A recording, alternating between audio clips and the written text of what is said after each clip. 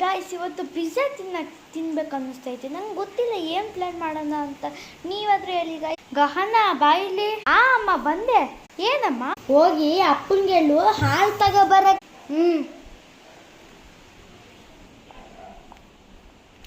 ಅಪ್ಪ ಹಾಲು ತಗೋಬರ್ಬೇಕ. ಹಾ ಸರಿ, ತಗೋಬರ್ತೀನಿ. ಮೊದಲು ಕಾಫಿ ಮಾಡ್ಕೊಡಕ್ಕೆ ಹೇಳು.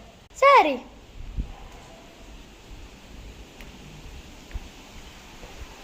ಅಮ್ಮ, ಪಪ್ಪ ಅಂತೂ ಕಾಫಿ ಮಾಡಿಕೊಟ್ರೆ ಮಾತ್ರ ಹಾಲು ತಂದು ಕೊಡುತ್ತಂತೆ. ಕಾಫಿ ಮಾಡೋಕ್ಕಲ್ಲಿ ಹಾಲೇ ಇಲ್ಲ ಅಂತ ಹೋಗಿ ಹೇಳು. ಸರಿ.